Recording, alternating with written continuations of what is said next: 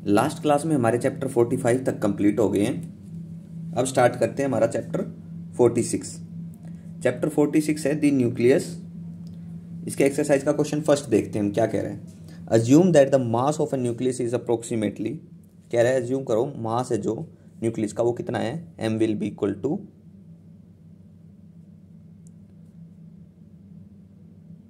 Mass of proton into A is the mass number. ठीक है, आगे क्या कह रहा है, estimate the density of matter in kilogram पर metre cube inside a nucleus. Density निकालनी है। डेंसिटी को सबसे पहले ए पार्ट है क्वेश्चन का, फर्स्ट का। डेंसिटी को किससे रिप्रेजेंट करते हैं? डेंसिटी को रिप्रेजेंट करते हैं रो से। ठीक है, रो डेंसिटी क्या होती है? मास पर यूनिट वॉल्यूम। तो मास पर यूनिट वॉल्यूम। ठीक है, मास कितना गिवन है? ए मतलब mass number into mass of proton, ये दे रखा है। चलिए अब बात करते हैं इसमें वॉल्यूम। वी रह गया, वॉल्यूम कितना है? वॉल्यूम कितना हो सकता है? V is the volume. Volume देखो ये किस तरह का न्यूक्लियर, एक स्फीयर की फॉर्म में होता है, तो वॉल्यूम ऑफ स्फीयर कितना होगा? 4/3 पाई आर क्यूब। हो गया। अब देखो न्यूक्लियस में हमने पढ़ा है, देखो रेडियस किसके इक्वल होती है? आर।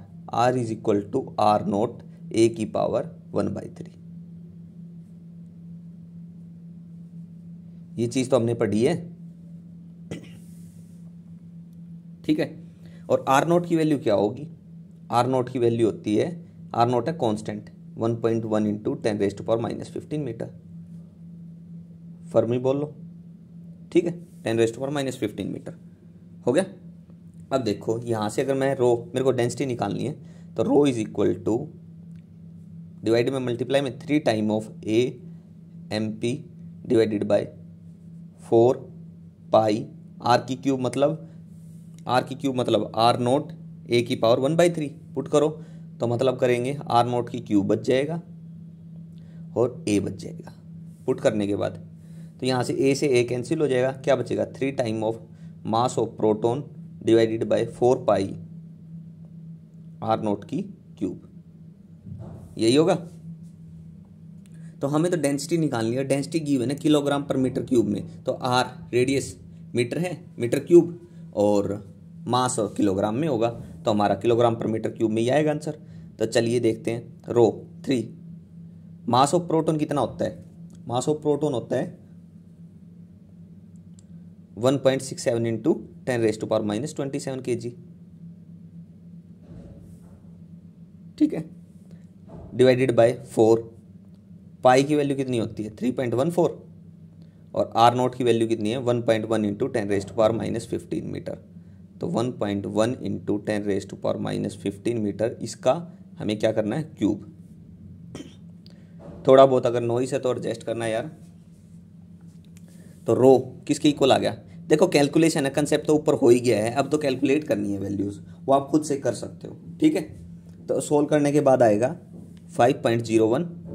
ये सारी कैलकुलेट करने के बाद 10⁻18 बचेगा हमारा, नीचे बचेगा माइनस, ऊपर जाके प्लस का हो जाएगा, डिवाइडेड बाय 16.71। यहाँ से अगर मैं इसको डिवाइड करूँ तो कितना होगा? ये कैलकुलेट करने के बाद ये आएगा मेरा 0.3 इंटू 10⁻18, जिसको मैं कितना लिख सकता हूँ? 3 इंटू 10⁻17, 3 इंटू 10⁻17 किलोग्राम पर मीटर क्यूब।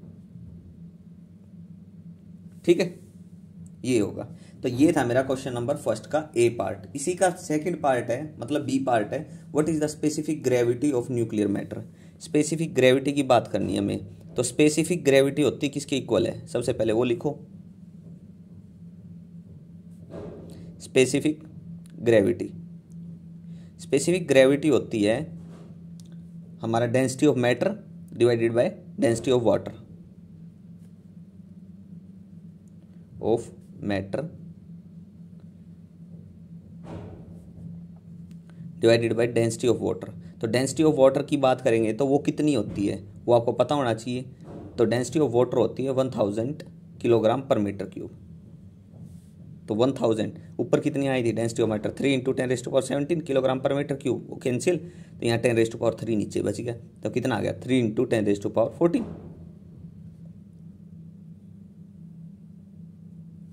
14।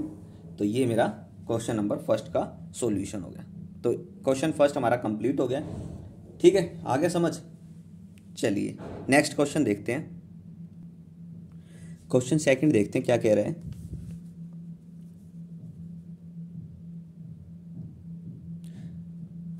क्वेश्चन सेकंड है, a neutron star has a density equal to that of nuclear matter.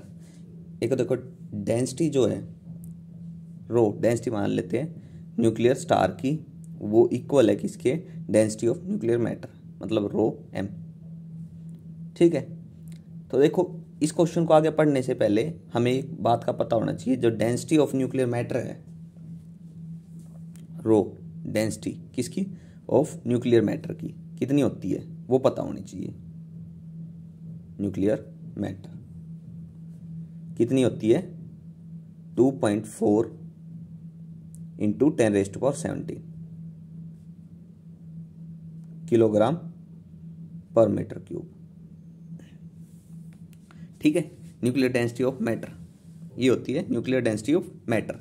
तो उसके बाद आगे क्वेश्चन में क्या दे रखा है, assume that star to be spherical. Star कैसा है, स्फेरिकल है। ठीक है, स्फेरिकल हो गया। Find the radius of neutron star whose mass is. Neutron star की रेडियस बताओ, मास ऑफ न्यूट्रॉन स्टार कितना है, mass of neutron star is 4 × 10⁻30 kg। ठीक है, तो हमें क्या बताना है, रेडियस बतानी है। तो देखो ऊपर वाला रिलेशन ऊपर नीचे लिखो, रो डेंसिटी ऑफ स्टार किसके इक्वल है, रो डेंसिटी ऑफ मैटर। ठीक है, न्यूक्लियर मैटर। तो अब देखो डेंसिटी क्या होती है, मास पर यूनिट वॉल्यूम होती है, mass of star per unit volume. Volume कितना होता है, स्फेरिकल बोल रहा है, तो स्फेरिकल में वॉल्यूम क्या होगा 4/3 πr3। ठीक है, तो रो एम मतलब डेंसिटी ऑफ न्यूक्लियर मैटर कितनी है 2.4 × 10⁻17 2.4 × 10⁻17। यहाँ से सोल्व करो इसको, तो यहाँ से आर की क्यूब को इधर भेज देते हैं। ठीक है, हमें तो आर निकालना है ना, तो आर की क्यूब किसके इक्वल होगी 3 टाइम ऑफ एम एस कितना दे रखा है 4 × 10⁻30। कैलकुलेशन करनी है बस, सॉल्यूशन तो बता ही दिया मैंने, क्या रिलेशन है क्या कंसेप्ट है इसमें, वो हो ही गया हमारा। तो 4 पाई की वैल्यू कितनी है 3.14 इंटू कितना है, ये मल्टीप्लाई में डिवाइड में आ गया 2.4 × 10⁻17। देखो यही था या कुछ रह गया, मिस तो नहीं हुआ ना कुछ। ठीक है भाई, इसकी कैलकुलेशन करो फटाफट। अब तो यहां से आर की क्यूब किसके इक्वल आ जाएगी 4 3 जा 12 × 10⁻30 डिवाइडेड बाय, नीचे वाला कैलकुलेट करो कितना आएगा 30.14 × 10⁻17 हो गया। कैलकुलेट कर लो यहाँ से, अब ये हो जाएगा 3.98 × 10⁻12। देखो सिंपल सी बात है, यहाँ कैलकुलेशन करनी है बस, हमें तो आर निकालना है। तो आर की क्यूब होगी तो यहाँ से क्यूब रूट करेंगे इसका, तो हमारा आर आ जाएगा। तो आर कितना होगा, ये नियरली आएगा मेरा 1.58 × 10⁻4, जिसको मैं क्या लिख सकता हूँ, मतलब कि लिख सकता हूँ 15.8 × 10⁻3, और 10⁻3 को मैं किलोमीटर में कन्वर्ट कर ही सकता हूँ। ठीक है, ये मीटर में किलोमीटर में कन्वर्ट कर दो, 10⁻3 दे रखा है तो किलो हो जाएगा। तो ये आ गई मेरी रेडियस। तो ये था मेरा क्वेश्चन नंबर सेकंड। देखो अगर थोड़ा बहुत नॉइस हो तो एडजस्ट करना यार, बस थोड़ा बहुत होगा तो कोशिश कर रहा हूँ ना हो। चलिए, तो ये था मेरा क्वेश्चन नंबर सेकंड। हो गया यहाँ तक? ठीक है, मेन कंसेप्ट था वो आपको समझ आ गया होगा। कैलकुलेशन वगैरह तो आप थोड़ी बहुत मिस्टेक हो उसको करेक्ट कर सकते हो अपने बेस पे। ठीक है, और क्रॉस चेक जरूर करते रहना साथ साथ। कुछ गड़बड़ हो तो मेरे को भी कमेंट में जरूर बताना। चलिए नेक्स्ट देखते हैं क्वेश्चन नंबर 3। क्वेश्चन 3 क्या कह रहे हैं, calculate the mass of an alpha particle. Alpha particle का मास कैलकुलेट करो, किसका, अल्फा पार्टिकल का। तो हमें दे रखा है बाइंडिंग एनर्जी दे रखी है, कितनी देखो, binding energy 28.2 mega electron volt, ये दे रखी है हमें बाइंडिंग एनर्जी। हमें क्या निकालना है, मास ऑफ अल्फा पार्टिकल निकालना है। तो लिख लो भाई, मास ऑफ अल्फा पार्टिकल हमें निकालना है। ठीक है, ठीक है। तो देखो अब बाइंडिंग एनर्जी अल्फा, जब हमें बात कर दिया पार्टिकल क्या है, अल्फा, अल्फा किसके इक्वल होता है, एक तरह से हम कह सकते हैं हीलियम एटम है, हीलियम का एटॉमिक नंबर 2, मास नंबर कितना होगा 4। ठीक है, बाइंडिंग एनर्जी का रिलेशन बता दो क्या होता है। बाइंडिंग एनर्जी किसके इक्वल होती है, Z M P, number of proton into mass of proton plus number of neutron into mass of neutron. ठीक है, इसमें से हमें माइनस करना है मास ऑफ एटम, मतलब मास ऑफ एटम मतलब मास ऑफ अल्फा पार्टिकल। ठीक है, वो तो हमें कैलकुलेट ही करना था इनटू सी स्क्वायर, ये होगा, ये चीज होगी। बाइंडिंग एनर्जी एक तरह से क्या है, एनर्जी है, E is equal to MC square होता है, तो ये तो मास ही है एक तरह से, मास इंटू सी स्क्वायर। तो यहां से अब देखो बाइंडिंग एनर्जी किसके इक्वल आ जाएगी, binding energy is equal to Z कितना है, इसके लिए जेड कितना होता है 2 MP प्लस एन कितना है, वो भी 2 है, 2 MN minus MR alpha of C square, यही होगी। ठीक है, हो गया यहां तक, कोई डाउट तो नहीं होगा। तो देखो बाइंडिंग एनर्जी कितनी दे रखी है, 28.2 मेगा इलेक्ट्रॉन वोल्ट। अब देखो सबसे पहले एनर्जी होता है क्या है, E is equal to MC square होता है। ठीक है, और एनर्जी को मैं क्या लिख सकता हूं, EV लिख सकता हूं, पोटेंशियल क्या होता है, वर्क अपॉन में चार्ज, तो वर्क क्या होगा E इंटू वी, सब चीज रिलेशन किए हुए हैं हमने, तो EV लिख सकता हूं भाई। देखो सिंपल सी बात है, पोटेंशियल क्या होता था, पोटेंशियल को मैं V से लिख लेता हूं, पोटेंशियल क्या होता था, वर्क अपॉन में चार्ज, वर्क क्या होता है हमारा, एनर्जी होता है, तो E बाई क्यू, तो E is equal to V into Q हो जाएगा। ठीक है, तो EV is equal to MC square. तो मास किसके इक्वल हो जाएगा, यहां से अगर मैं बात करूं तो electron volt EV by C square, ये होगा। अब देखो अगर मैं मास ऑफ प्रोटॉन को लिखूं इस यूनिट में, तो सी स्क्वायर से सी स्क्वायर कैंसिल हो जाएगा, तो इसकी यूनिट क्या है, इलेक्ट्रॉन वोल्ट है, इनकी भी क्या हो जाएगी, इलेक्ट्रॉन वोल्ट हो जाएगी। ठीक है, एक चीज और ध्यान रखो, इतना हो गया। अब देखो ये मास की यूनिट आ गई यहाँ से, 1U एटॉमिक मास यूनिट किसके इक्वल होती है, 931 मेगा इलेक्ट्रॉन वोल्ट के, MeV बाई सी स्क्वायर, ये होती है 1 एटॉमिक मास यूनिट। ठीक है, अब देखो यहां से mega electron volt by C square किसके इक्वल होगी, 1/931U कन्वर्ट होगी इसमें, हो गया। तो अब देखो यह मल्टीप्लाई में है, इसको मैं क्या करूं, डिवाइड में कर लूं। देखो बाइंडिंग एनर्जी बाय, अब देखो ये चीज़ है, थोड़ा ध्यान रखने के लिए चीज़ है, बस और कुछ नहीं है। अब देखो 1U इसके इक्वल होता है, इस चीज़ को हम निकाल सकते हैं, मास ऑफ अल्फा पार्टिकल, नहीं सॉरी, मास ऑफ प्रोटॉन का निकालना हो, न्यूट्रॉन का निकालना हो, ठीक है, जिसका भी निकालना हो, 1AU AMU atomic mass unit किसके इक्वल, 931 मेगा इलेक्ट्रॉन वोल्ट।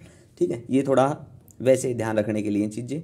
ठीक है, अब देखो binding energy by C square कर सकता हूँ, मैं कर सकता हूँ, तो किसके इक्वल आ गई, 2MP plus 2MN minus M alpha, हो गया।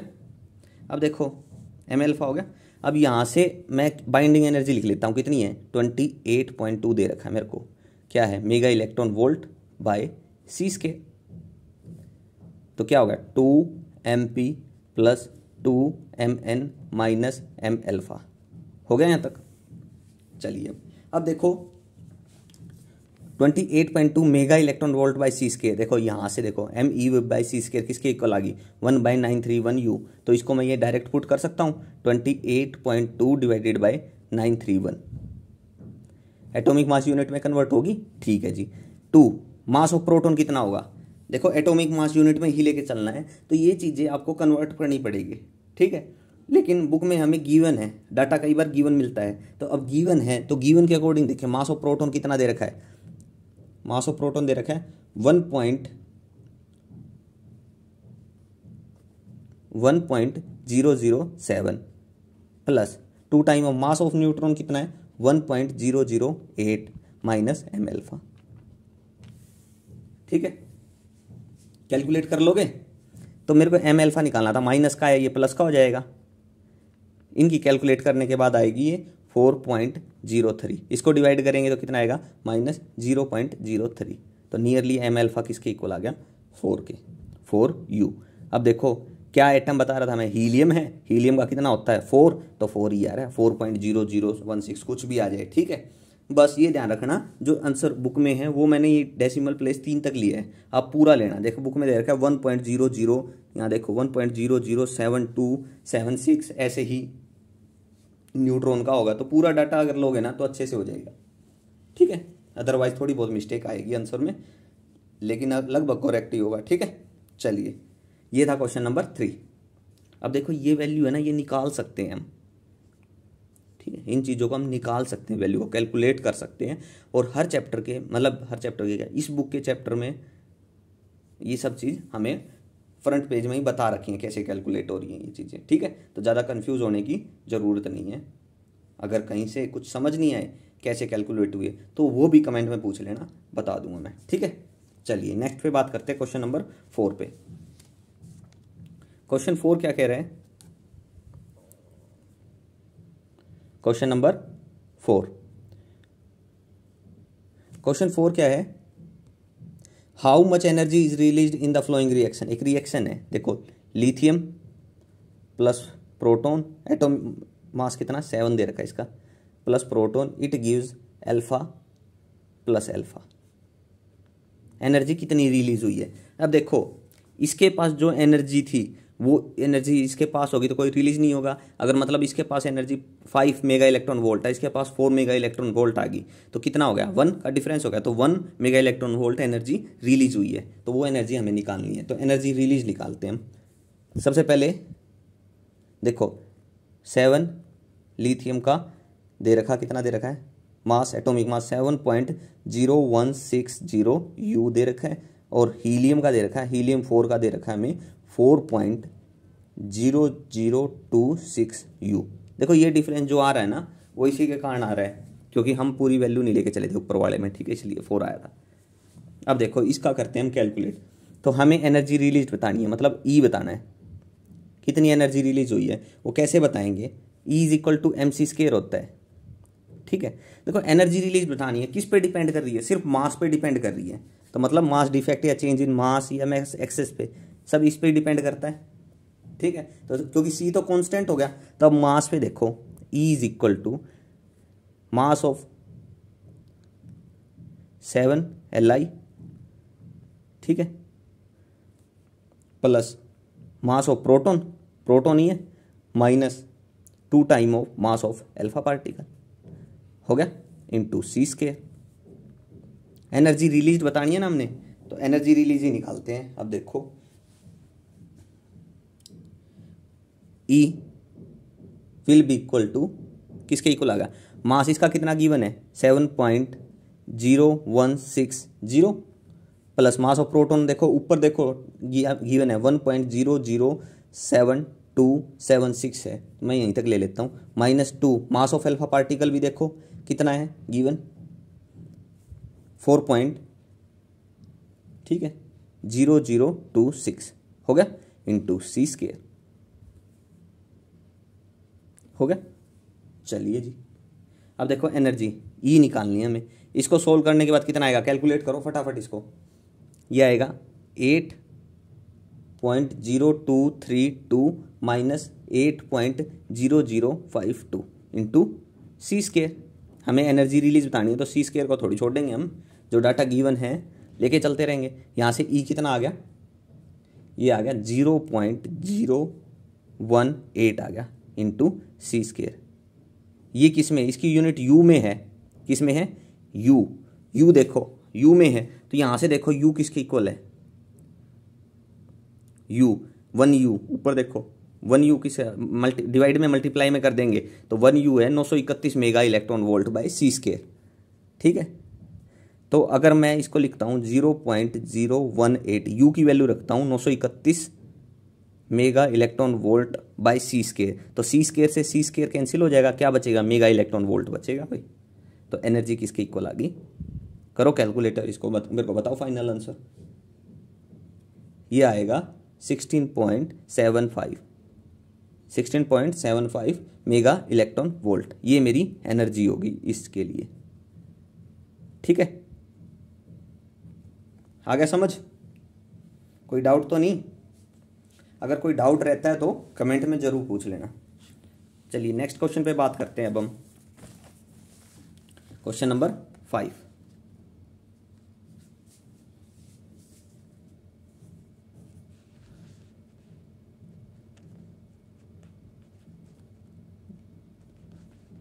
क्वेश्चन 5 क्या कह रहे हैं, find the binding energy per nucleon of AU-79-197 if its atomic mass is. हमें बाइंडिंग एनर्जी पर न्यूक्लियन बतानी है। ठीक है, चलो देखो किसकी बतानी है। सबसे पहले तो AU की बाइंडिंग एनर्जी बतानी है 79-197। अब देखो आगे चलने से पहले मैं एक दो चीज़ें क्लियर कर लेता हूँ यहीं से पहले। ठीक है, इसका मास दे रखा है, मास ऑफ किसका है, कहाँ गया क्वेश्चन नंबर 5, मास दे रखा है, एटॉमिक मास दे रखा है, कितना है 196.96 U, ये गिवन है। ठीक है, चलिए अब इस क्वेश्चन को हम करते हैं सोल्व आगे। अब देखो यहां से अगर मैं बात करूं, ए एटॉमिक मास किसकी इक्वल होता है, number of proton plus neutron, Z+N होगा। अब देखो Z कितना है 79 और A कितना है 197, तो 197 इज इक्वल टू Z कितना है 97 नहीं 79 है, 79 प्लस N। अब मेरे को N निकालना है, न्यूट्रॉन कितने आ जाएंगे 197 माइनस 79, कितना लेफ्ट हो गया 118। तो आपको पता चल गया न्यूट्रॉन कितने हैं। ठीक है, न्यूट्रॉन का पता चल गया यहाँ से कितने होंगे। ठीक है, चलिए अब हमें तो क्या निकालना है, हमें तो बाइंडिंग एनर्जी निकालनी है, और बाइंडिंग एनर्जी का रिलेशन आपको पता ही है। बाइंडिंग एनर्जी का रिलेशन क्या होता है, Z number of proton to mass of proton plus number of neutron mass of neutron. ठीक है, N स्मॉल ही लेके चल रहा हूँ, minus atomic mass of C square, यानी कि एनर्जी ये एक तरह से इनटू सी स्क्वायर आएगा ही। ठीक है, अब देखो Z और N, ये N क्यों निकाला था पता चल गया। बाइंडिंग एनर्जी के रिलेशन में हमें Z पता होना चाहिए, N पता होना चाहिए, इसलिए ये रिलेशन हमने यूज किया है। चलिए अब देखते हैं यहाँ से बाइंडिंग एनर्जी किसके इक्वल होगी। Binding energy will be equal to, Z की वैल्यू कितनी है हमारे पास 79 इंटू मास ऑफ प्रोटॉन कितना है 1.0072 प्लस न्यूट्रॉन कितने हैं, न्यूट्रॉन है 118 into mass of neutron 1.0086 minus M आपको गिवन है कितना है 196.96 U into C square. Atomic mass unit AMU में है इसकी यूनिट सबकी, प्रोटॉन न्यूट्रॉन इनके डायरेक्ट डाटा यूज कर रहे हैं, इन वैल्यू को हम निकाल भी सकते हैं। ठीक है, इन चीज़ में ज़्यादा कंफ्यूज मत होना, इन चीज़ों को हम निकाल सकते हैं। इन चीज़ को कैसे निकालते हैं वो इस चैप्टर के स्टार्टिंग में ही एक्सप्लेन कर रखी है हर चीज़, और वहाँ से अगर समझ ना आए तो पूछ लेना कमेंट में। चलिए देखते हैं बाइंडिंग एनर्जी किसके इक्वल आएगी। Binding energy will be equal to, multiply करो इसको, कितना होगा 79.5688 प्लस 119.0148 माइनस करना है 196.96 से। ठीक है, इंटू सी स्क्वायर, सी स्क्वायर तो चलता ही रहेगा। तो बाइंडिंग एनर्जी यहाँ से कितनी बन गई वो बता दो फटाफट। कितना होगा इसको सोल्व करने के बाद बाइंडिंग एनर्जी? ये नियरली आएगी मेरी 15, अगर मैं पूरा कैलकुलेट करूंगा तो 15 नहीं, ये आएगा 1.6236, ठीक है, किसमें? यू सी स्क्वायर, लेकिन यू से तो मल्टीप्लाई होगा 931 मेगा इलेक्ट्रॉन वोल्ट, ठीक है, हो गया। तो यहाँ से बाइंडिंग एनर्जी कितनी बनेगी कैलकुलेट कर लेना इसको, ठीक है। तो कितना आ जाएगा, यहाँ से आएगा बाइंडिंग एनर्जी कितना आ जाएगा 1511.57, ठीक है, मेगा इलेक्ट्रॉन वोल्ट। लेकिन हमें क्या चाहिए, बाइंडिंग एनर्जी पर न्यूक्लियन चाहिए मेरे को, ठीक है, पर न्यूक्लियन। तो वो निकाल देना, डिवाइड कर देना, पर न्यूक्लियन। न्यूक्लियन होता क्या है, प्रोटॉन प्लस न्यूट्रॉन को जब कंबाइन करते हैं न्यूक्लियन बनता कितने 197, उससे डिवाइड कर देना इसको, तो ये आ जाएगा 7.67 मेगा इलेक्ट्रॉन वोल्ट, ठीक है। ये मेरा आंसर होगा इसका, क्वेश्चन नंबर 5 का, 7.67 मेगा इलेक्ट्रॉन वोल्ट। देखो कंसेप्ट आपको समझ आ गया है होगा। मेन रहता है प्रॉब्लम थोड़ी बहुत कैलकुलेशन का, वो थोड़ी बहुत ऊपर नीचे हो सकती है, उसको आप क्रॉस चेक करते रहना, ठीक है। और कहीं गड़बड़ हो तो मेरे को कमेंट में ज़रूर बताना, ठीक है। चलिए, और ये वैल्यू जैसे मैंने यहाँ भी यूज़ किया है 0072 तक यूज़ किया है, लेकिन आगे 76 भी है इसके साथ। तो पूरी कैलकुलेशन अगर आंसर थोड़ा बहुत ऊपर नीचे हो तो वो इसी के कारण हो सकता है। हमने डेसिमल प्लेस के बाद 4 ही डिजिट लिए हैं यहाँ पे, ठीक है। तो आप पूरे डिजिट लेके सोल्व कर सकते हैं इस चीज़ को, जो गिवन डाटा है उसके अकॉर्डिंग आंसर है बुक में, ठीक है। हम जो डाटा लेके चल रहे हैं उसके अकॉर्डिंग होंगे डेसिमल प्लेस तक, ठीक है।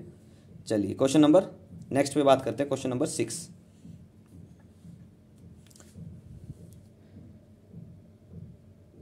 क्वेश्चन नंबर 6 में क्या कुछ है, क्वेश्चन 6 क्या कह रहा है, कैलकुलेट द एनर्जी रिलीज्ड, कितनी एनर्जी रिलीज होगी if uranium 238 emit an alpha particle. देखो क्या कह रहा है, यूरेनियम है, यूरेनियम 238 क्या करता है, एमिट करता है अल्फा पार्टिकल को, plus alpha particle. Alpha particle मतलब हीलियम एटम, हीलियम का मतलब 4 कम हो जाएंगे, इसमें से 4 कम हो गए तो कितना हो जाएगा 234 मतलब TH, ठीक है, हो गया।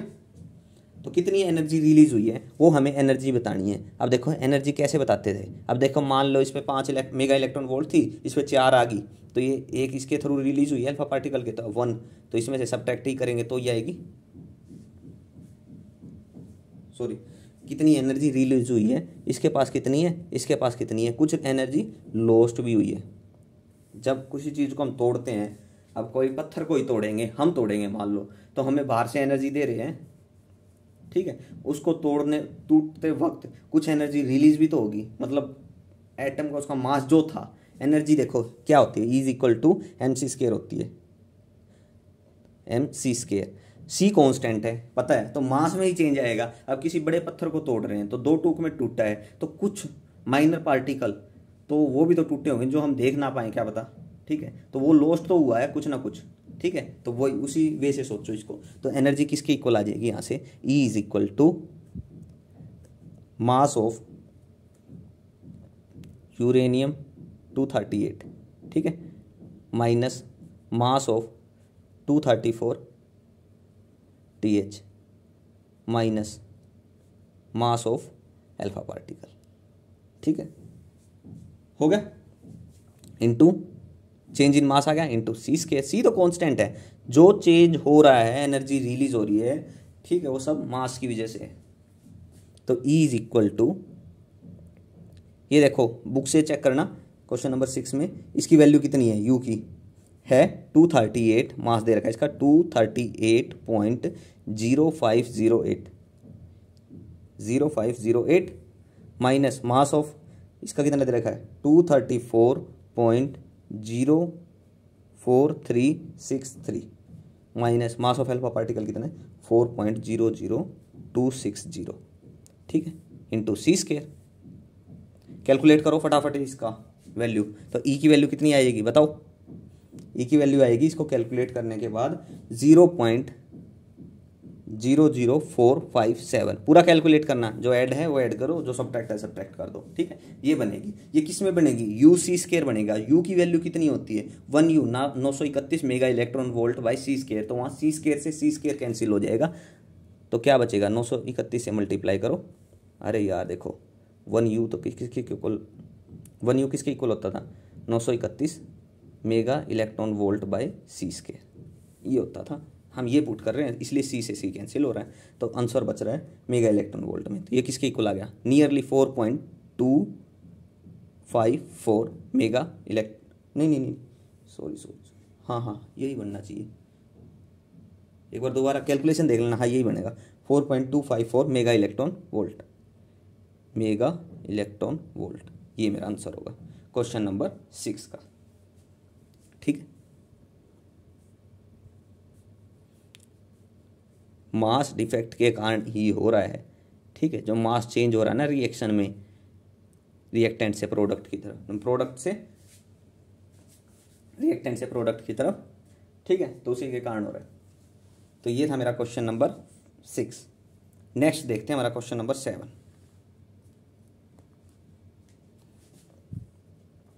देखो भाई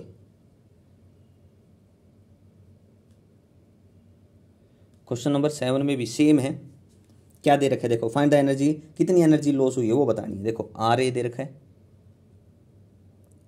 आर ए से पीबी प्लस कार्बन 14, ये कितना है 209, और ये कितना है 223, ठीक है, ये दे रखा है। एनर्जी कितनी रिलीज हुई है वो बताना है। तो देखो सिंपल सी बात है, वही सेम कंसेप्ट बन गया जो ऊपर क्वेश्चन नंबर 6 किया है हमने, कुछ भी डिफरेंट तो नहीं है। तो अब देखो यहाँ से कैलकुलेट कैसे करोगे, हमें पहले तो ये पता होना चाहिए, आप बुक से लिख लेना। आर ए कितना दे रखा है, आर ए 223 कितना दे रखा है, ये दे रखा है 223.018 यू, और पी बी 209 कितना है 208.981 यू, और क्या बच गया कार्बन 14 बच गया, 14 कार्बन, वो किसका इक्वल है, वो है 14.003 यू, ये दे रखा है 003 यू। अब देखो अब हमें तो क्या निकालना है, हमें तो एनर्जी रिलीज कितनी है वो बताना है, ई बताना है। तो ई किसके इक्वल आएगा, डेल एम सी के, मतलब मास के कारण ही होगा, तो मास ऑफ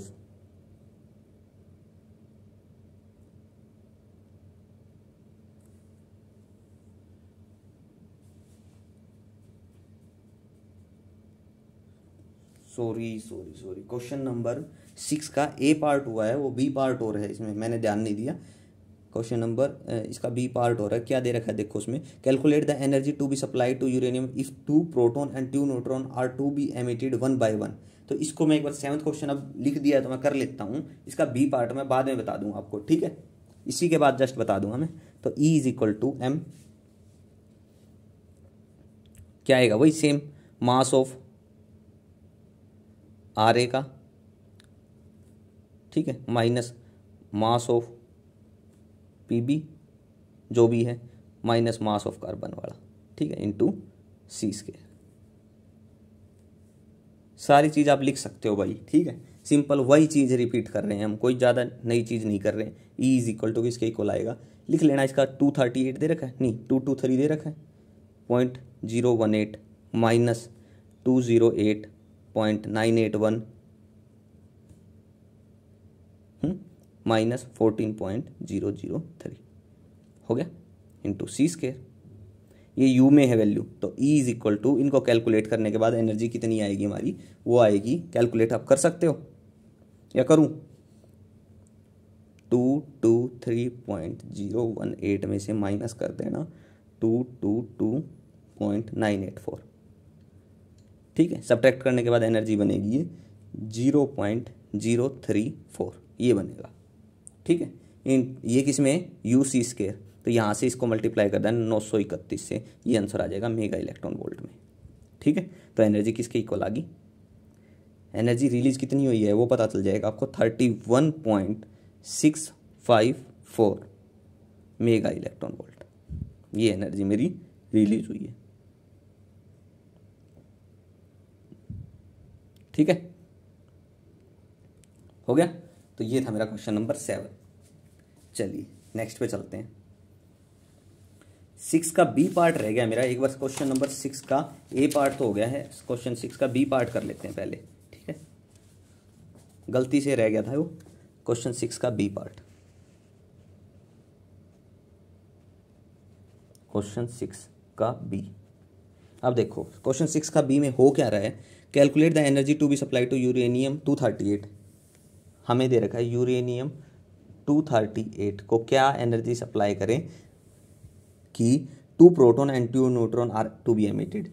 यहाँ से रिएक्शन हुई, ठीक है, टूटा TH234 में, और 2 प्रोटॉन और 2 न्यूट्रॉन एमिट टू बी हुए हैं, प्लस 2 न्यूट्रॉन प्लस 2 प्रोटॉन। अब देखो यहाँ से जो एनर्जी रिलीज हुई होगी इससे, ठीक है, इस रिएक्शन से हम एनर्जी कितनी रिलीज हुई है वो निकाल लेते हैं उसी वे से। ठीक है, जो आएगी उससे देखेंगे फिर क्या होगा। ये देखो E एनर्जी किसके, मास डिफेक्ट के कारण ही होती है। तो E is equal to M of 238 uranium minus mass of 234 thallium minus mass of 2 time of mass of neutron minus 2 time of mass of proton into C square. हो गया, relation में कुछ छूटा तो नहीं। अब देखो E कितना दे रखा है, ये वैल्यू आप पीछे बुक से ही चेक कर सकते हो। 238 यूरेनियम के लिए 238.0508 minus 234.04363 minus 2 time of mass of neutron देखना 1.008665 minus 2 time of mass of proton कितना है 1.007276। इस बार मैंने पूरा डाटा लिया है। ठीक है, चलिए हो गया। कैलकुलेट करो यहाँ से, तो E किसके इक्वल आ जाएगी। देखो सिंपल सी बात है, कैलकुलेशन रहती है आपकी। कैलकुलेशन होने के बाद एक छोटा कंसेप्ट बचेगा, वो आखिरी में मैं आपको बता दूंगा। एक बार कैलकुलेट कर लेते हैं इसको।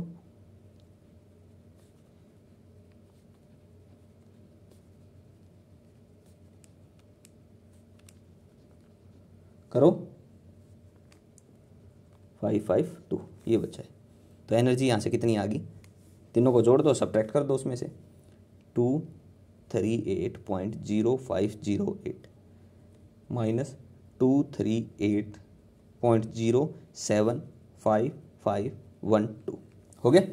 तो यहाँ से सब्ट्रैक्ट करने के बाद मेरी एनर्जी बच रही है माइनस का 0.024712 इंटू 931 से मल्टीप्लाई करेंगे। क्यों, क्योंकि ये इंटू सी स्क्वायर है, सब में था ही वो, तो यहाँ से सी स्क्वायर तो था ही सबके साथ।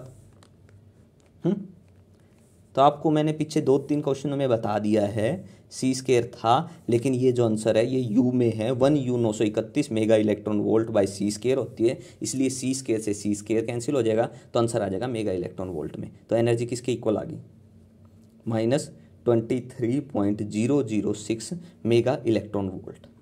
तो मतलब कि हमें क्या करना था, एमिट करे 2 प्रोटॉन और 2 न्यूट्रॉन, तो हमें इतनी एनर्जी यूरेनियम को देनी होगी। नेगेटिव साइन इसलिए ही है।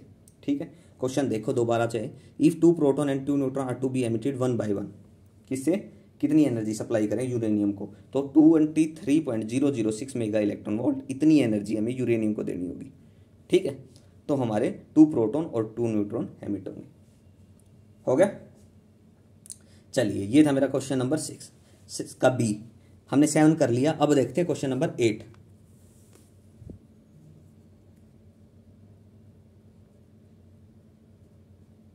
क्वेश्चन 8, कोई डाउट रह गया हो तो पूछ लेना भाई जरूर। Show that minimum energy needed to separate a proton from a nucleus with Z proton and N neutron is, ये देखो change in energy that will be equal to M of Z minus 1 and plus MH minus MZN N, neutron है ये C के, ये चीज़ show करनी है energy, ठीक है। अब देखो वेयर है MZN mass of an atom.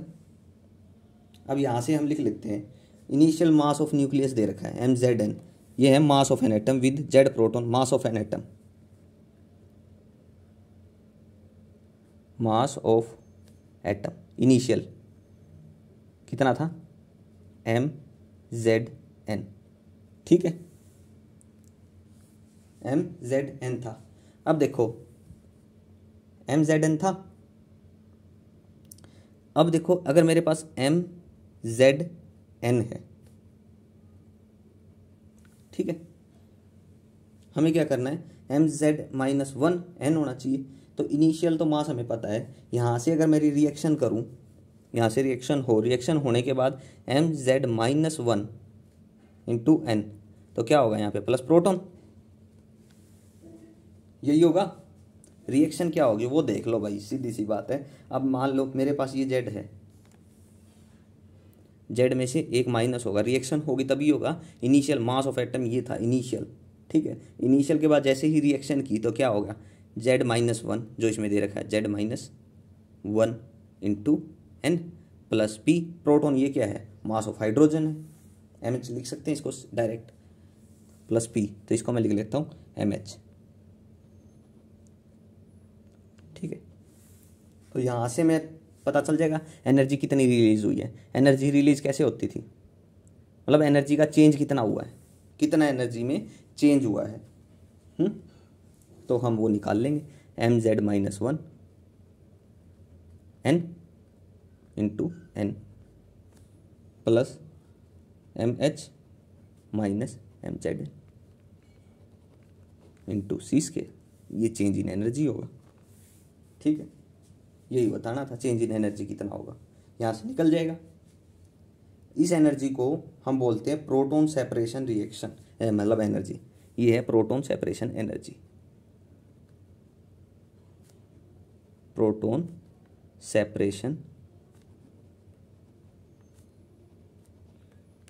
Separation energy, हो गया, ठीक है। इसको थोड़ा ध्यान रख लेना बस कैसे हो रहा है। देखो ये रिएक्शन होनी चाहिए हमारी। अब देखो क्वेश्चन नंबर 9 से थोड़ा और क्लियर हो जाएगा आपको, एक बार 9 और देखो पहले, उससे आपको अगर ना क्लियर हो तो फिर कमेंट में पूछ लेना। 9 देखो,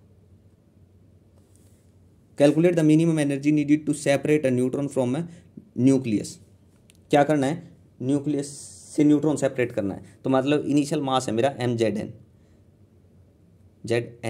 चलो छोटा ही लिख लिया, क्या है न्यूट्रॉन सेपरेट करना, न्यूट्रॉन सेपरेट कर दिया रिएक्शन करने के बाद M(Z)N-1 होगा, ठीक है। तो क्या हो जाएगा प्लस N हो जाएगा यहाँ पे, ठीक है, क्या हो जाएगा प्लस M(N), ठीक है। तो चेंज कितना है एनर्जी में, तो वो भी सेम एज इट इज आ जाएगा। चेंज इन एनर्जी कितना होगा M(Z)N-1 plus mass of N minus M(Z)N of C², ठीक है। ये हो जाएगा इक्वेशन बनेगी। देखो ये इक्वेशन दे रखी है, calculate the minimum energy needed to separate a neutron. तो कितनी एनर्जी चाहिए, मिनिमम एनर्जी कितनी दें कि इससे न्यूट्रॉन सेपरेट हो, इससे न्यूट्रॉन सेपरेट हो। अगर हम सेम एज इट इज करें, देखो ऊपर वाले के सोचो कि देखो सर हमने तो उसमें ऐसे किया था, इसमें ऐसे कर रहा है। अब देखो ये नेगेटिव आया है ना, तो इसका मतलब है इतनी पॉजिटिव एनर्जी हम इसको देंगे, यूरेनियम को देंगे पॉजिटिव। वहाँ क्या होता था, इतनी एनर्जी रिलीज हो रही थी, तो यहाँ रिलीज इतनी एनर्जी, मतलब ये जो न्यूट्रॉन प्रोटॉन है इतनी एनर्जी के, वो जब रिलीज होंगे जब इतनी एनर्जी हम यूरेनियम को देंगे, ठीक है। Same as it is energy क्या बतानी है, minimum energy needed to separate a neutron. यहाँ पे न्यूट्रॉन को सेपरेट करने के लिए कितनी एनर्जी देनी पड़ेगी, तो वो इसमें से माइनस कर दो, ये जो एनर्जी आएगी वो देनी पड़ेगी। सेम एज इट इज यहाँ पे प्रोटॉन, क्वेश्चन नंबर 8 में minimum energy to separate a proton, proton को सेपरेट करने के लिए कितनी एनर्जी है वो, ठीक है। सेम एज इट इज अगर वहाँ वैसे भी लगाएंगे ना रिलेशन, तो यहाँ पे नेगेटिव वैल्यू आएगी, ठीक है। अब जो लिया है ना रिलेशन ऐसे लगाया, तो यहाँ पॉजिटिव वैल्यू बन रही है। अगर नेगेटिव वैल्यू बनती तो क्या हो जाता, उतनी एनर्जी हम उसको देते, नेगेटिव आ जाता वहाँ साइन। देखो भाई 1 मिनट रुको, यहाँ क्या था, यूरेनियम को हम कितनी एनर्जी दें, ठीक है, ये 2 न्यूट्रॉन और 2 प्रोटॉन निकले, लेकिन यहाँ जब हमने एनर्जी रिलीज वाला फॉर्मूला लगाया तो नेगेटिव आया, तो मतलब कि इतनी एनर्जी हम यूरेनियम को देंगे तो ये एनर्जी यहाँ से 2 न्यूट्रॉन और 2 प्रोटॉन निकलेंगे। तो सेम एज इट इज इन दोनों में था, 8वां और 9वां में, बस यहाँ इक्वेशन बनानी थी, कुछ नहीं है। यहाँ डाटा गिवन था तो हमें नेगेटिव साइन आ गया तो हम समझ गए थे, लेकिन यहाँ तो इक्वेशन बनानी है तो नेगेटिव साइन तो आएगा नहीं, ठीक है, या नेगेटिव साइन कॉमन निकाल लो, ठीक है। अगर same as it is repeat करोगे तो ये क्या था, ये माइनस ये माइनस ये, अब माइनस कॉमन निकालोगे तो प्लस साइन हो जाएगा, ठीक है, सारा इंटरचेंज हो जाएंगे, बस वही है, सेम चीज़ है, कोई ज़्यादा डिफरेंट नहीं है, ठीक है। चलिए नेक्स्ट पे बात करें, क्वेश्चन नंबर 10। देखो अगर नहीं समझ में आया तो पूछ लेना। क्वेश्चन 10 क्या कह रहा है,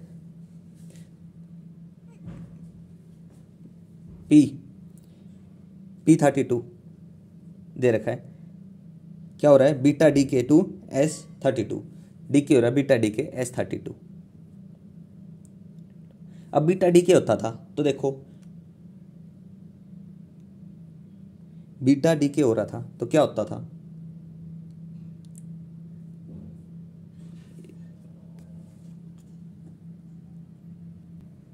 ये हो रहा है, तो उसके बाद find the sum of the energy of antineutrino and kinetic energy of beta particle. तो एंटी न्यूट्रिनो, सबसे पहले देखो एंटी न्यूट्रिनो किस में निकलता था, जब neutron change to proton plus electron, मतलब बीटा DK हो गया, प्लस एंटी न्यूट्रिनो तो इसी रिएक्शन में आता था, तो इसका मतलब है बीटा नेगेटिव DK है, ठीक है। बीटा नेगेटिव DK है तो यहाँ से देखो plus electron plus anti neutrino, ठीक है। तो अब हमें क्या बताना है, इसमें कितनी एनर्जी रिलीज हुई है ये बतानी है, find the sum of the energy of antineutrino. तो एनर्जी तो E निकाल लेंगे, E इज इक्वल टू किसकी, बीटा पार्टिकल और उसकी, तो क्या होगी, इसका मास 0, इस पे भी 0, तो क्या हो जाएगा, E is equal to mass of 32P में से माइनस मास ऑफ 32S, ठीक है, इंटू C², ये हो जाएगा। ऐसा क्यों हुआ, देखो जो एंटी पार्टिकल है इस पे 1 0 1 0, तो इनका मास है जो है वो 0 है, ठीक है, नेग्लेक्ट है, 0 मान लेते हैं। तो देखो इस चीज़ का ये डेरिवेशन है, इस पे भी थोड़ा आप जर्नली याद रखोगे तो अच्छी बात है, अगर डेरिवेशन करवाना है तो कमेंट में बता देना, वो बता दूंगा मैं, ठीक है। तो यहाँ से E is equal to P32 की वैल्यू क्या है वो बता दो, 31.974U, और MS32 की वैल्यू क्या है, 31.972। तो यहाँ से कितना बच गया, इंटू C² तो है इसके साथ, यहाँ से E कितना हो गया, ये बच गया 0.002 ऑफ C² और U 1U 931 mega electron volt by C² होता है, तो 931 C² खत्म हो जाएगा, इतना मेगा इलेक्ट्रॉन वोल्ट बचेगा। तो एनर्जी यहाँ से मल्टीप्लाई करो और फटाफट मेरे को बता दो कितना आंसर आएगा। ये आ गया 1.862 मेगा इलेक्ट्रॉन वोल्ट, ठीक है, इतना एनर्जी आएगी, एनर्जी रिलीज होगी, ठीक है। ये था मेरा क्वेश्चन नंबर 10। देखो इसका प्रॉपर डेरिवेशन है, जो ये रिजल्ट आया है इंपॉर्टेंट यही है, क्या वो बोल लो या ई बोल लो, ठीक है। यहाँ तक हो गया क्वेश्चन नंबर 10 तक, ठीक है। यहाँ तक अगर कोई डाउट है तो पूछ लेना। आज के लिए हम इतना ही रखते हैं। Okay, thank you.